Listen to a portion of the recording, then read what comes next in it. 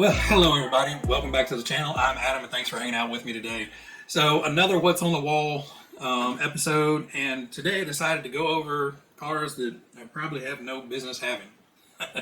So if you're new to the channel, the joke is there. I live in the middle of the country on about a half-mile dirt road with no pavements, remotely close to me. I can drive these on. The main road we live off of is extremely busy, and that would be suicide to drive one of these out there. So I have to pack these guys up, head to a abandoned parking lot or, a quiet parking lot on the weekends where something's not in business and, drive around. Which in of itself is kind of a pain in the butt because most abandoned parking lots are, terrible and these cars don't like rough, bumpy asphalt. Anyway, so what we've got is we have two cars on the Tt02 chassis and then one car on the M05 chassis. Now, what makes them vastly different, other than obviously, drastic size change, scale-wise, these aren't perfectly correct, but, kind of are actually. So this little NSU car is on a front-wheel drive chassis, the MA05, and surprisingly works really, really well. I had no idea what to expect with a front-wheel drive chassis, and when I drove it for the first time, I was kind of blown away. It performed just as good, if not better, than the four-wheel drive ones do. I tend to get the four-wheel drive ones out of shape a little bit quicker than this guy. So, kind of a surprising revelation there. But, the scale issue is this little NSU was a teeny tiny little car. If anybody's familiar with like a Mini or something like that, this wasn't much bigger than a Mini. So, other than being, just an overall longer car, but still a teeny tiny European car versus, a ginormous track car. So to shrink this down to a manageable size on RC, they have to make it a little bit teenier. To where this one, they can make it a little bit bigger. So 10th scale, kind of across the board, is a loose terminology, but that's a fight for another day because, that's a topic that can start some small wars.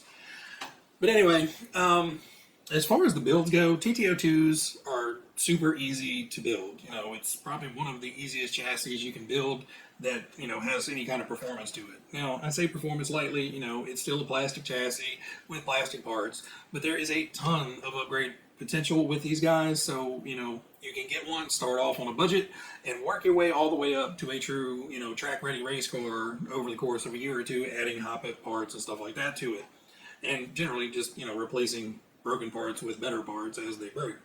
M05, nobody around here races front wheel drive, so I've never seen them run. So when I got this out and drove it, it was really surprising to me of how well front wheel drive actually works. I just figured it'd be sitting there sliding around trying to hunt for traction and stuff like that, but this thing just get up and goes. And it's on a really neat chassis, and there is a huge front weight bias. The center of gravity is like right here. So, predominantly most of the weight is up front. All the motor and transmission and all that stuff is right up here in the front area. When you put the battery in, it does kind of neutralize it and bring some of the weight back because the battery sits about here. But, under hard cornering and everything, it just drags the little rear end right behind, no problems. Front end just stays planted and goes. So I was really surprised with this guy. Overall, decals and everything on this, body finishing was super easy. The body is ridiculously easy. Mask off the windows and spray foam it orange. You do have to mask off this front balance to paint it black, but, that was super easy. Basically, I just bombed everything orange, backed it with some silver just to keep that brightness to it, and then I sprayed it all with black and just removed that masking when it was time to spray it back black. Now, I did have an issue where the Lexan was really, really thin on the front and the back. So I'll put up some pictures, but basically I just took shoe goo and some of this fiber drywall tape. So if you guys have never seen this, you can go to any Lowe's, Home Depot, any hardware store will have it. It's just like a fiberglass mesh sticky tape, and it's barely sticky enough to hold itself on. But basically just smear some shoe goo or E6000 or whatever your goo of choice is, and then just press that mesh down into it. And it really, really makes the body a whole lot tougher. This was like paper thin when I first got it, and now it can actually take some abuse. So I did the same thing to the rear because the rear was kind of flimsy as well, and that strengthened it up. So as far as the decals go, the only thing difficult on these is there's all this chrome striping around the outside that is a little tedious to cut out because they're just such teeny tiny lines. And the taillight stickers, I'll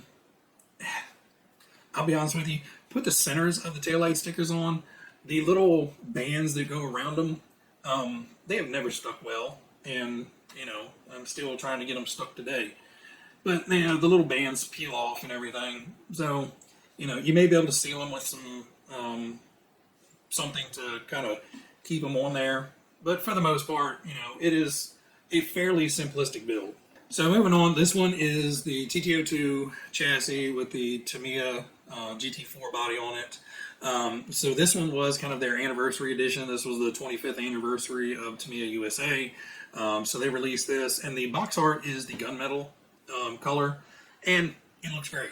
But you know, I want to do something different. I wasn't terribly worried about it looking box art, so I sprayed it with their blue, and I think it came out great. Now, I did go through the hassle of taping off all of these areas up here and spraying those black.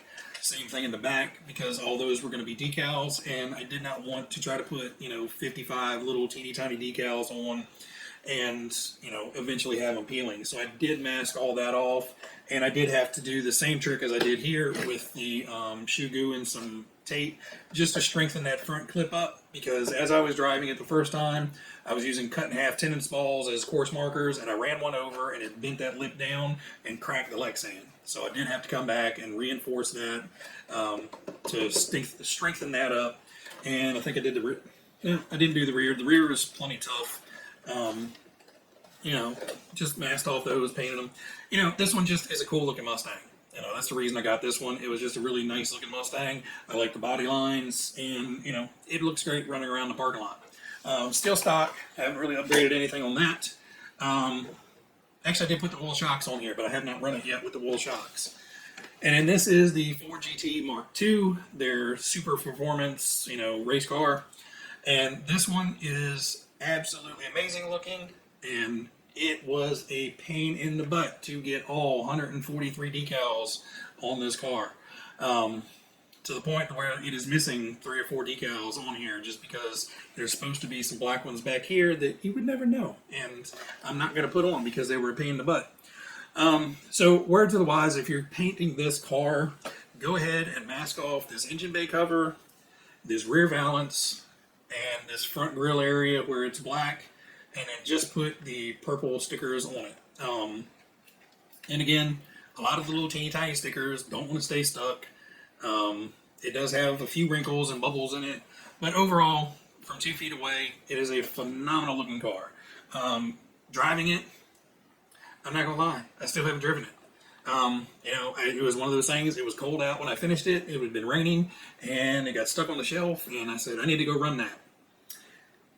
And that was probably 8-10 months ago now, and I haven't run it yet. So, unfortunately, this one has turned into an accidental shelf queen. This one has seen some runtime, has seen some damage, but overall is in good shape. Thankfully, I haven't rolled it. Sadly, both of them are a little dusty. But overall, all of these on-road cars are really, really fun.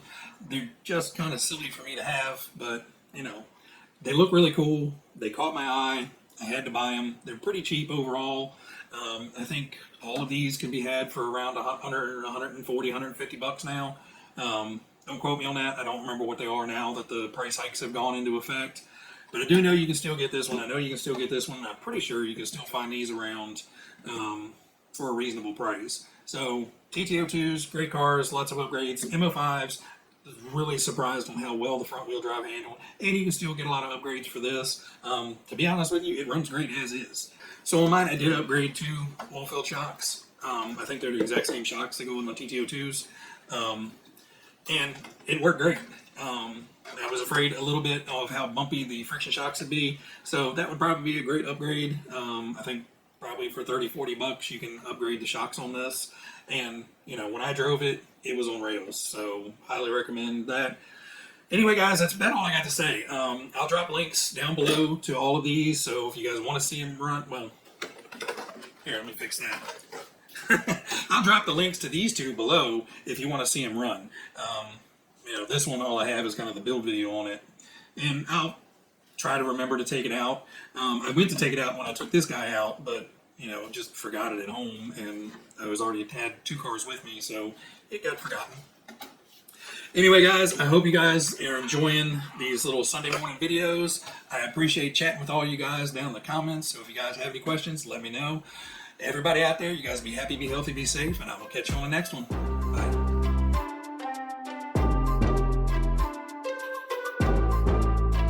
So let me start that all over again. If this boy could learn how to talk, we'd be doing all right. Your ear's crooked. There you go.